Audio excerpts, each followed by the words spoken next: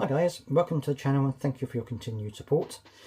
So, the Conservatives have made a kind of announcement, if you like, or made a statement about foreign nationals who are in prison in the UK. And basically what they are saying is that they have come up with an idea that they think is the best option for anyone who is serving a sentence in the UK but is a foreign national. And I'm going to show you the article now. We'll go through it together and you can see what you think about it, and I'd love to hear your thoughts on this down in the comment section. Let's take a quick look. Okay, so here we are. So the Conservatives have come out with a what they intend to do if they get back into power, and of course it's a big word, if, because they did make quite a mess of it last time. So if they do get back into power, the shadow Justice Secretary has said that he will deport all foreign criminals and scrap visas for countries that refuse. He said 12% of Britain's jail cells will be emptied, but that would reduce the overcrowding. All foreign criminals in jail should be deported, and if countries refuse to take them back, the UK should stop issuing visas to their citizens. This is what Robert Jenrick said. He's the Shadow Justice Secretary for the Conservatives. He said the removal of 10,500 foreign national offenders currently in prisons in England and Wales would clear 12% of the 86,000 places in overcrowded jails.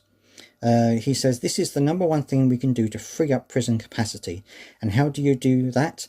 You use every lever of the British state to put pressure on those countries to take back their own criminals. He said you do things like stopping the issuing of visas. Don't give foreign aid to those countries if they won't take back their criminals. We shouldn't be supporting them. Those are the sorts of things I will be doing as Justice Secretary, but I would suggest that Keir Starmer and Shabana Mahmood, for ideological reasons, are happy to release these people in a way that I certainly would never be.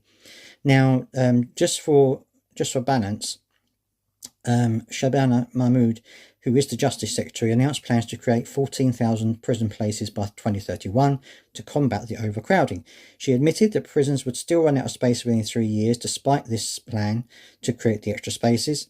She is considering proposals to deport foreign offenders jailed for crimes in the UK as soon as they are convicted, rather than allowing them to serve their sentences in Britain. One option would be to exile offenders on conviction and ban them from returning to the UK. If they snuck back into Britain, they would be returned to jail. The second option would be to deport offenders as little as an eighth of the way through their sentence, rather than 40% or halfway. Last month, Ms Mahmood told MPs, "I am personally of the view that deportation of someone who has been convicted and is ultimately due to be imprisoned in our country is as good a punishment as serving time in prison in this country." A YouGov poll said 2,300 adults found that 82% backed releasing foreign offenders early so they could be deported as a way to boost capacity. That was more than the 80% who backed building more jails and 62% who supported allowing low-risk offenders to be held under house arrest instead of in prison. The government already operates an early removal scheme for foreign prisoners under which they can be released and deported if they are at least 1/4 of the way through their overall sentence or halfway through their jail time. So this is obviously what the Conservatives are considering, and of course it's also, by the looks of it, what the Labour government are also considering.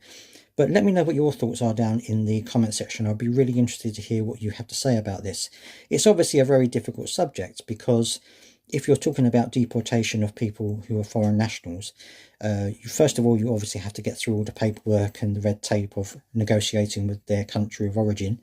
Secondly, you have to make sure that they are from that country of origin. If they don't have any documentation, then that can take time.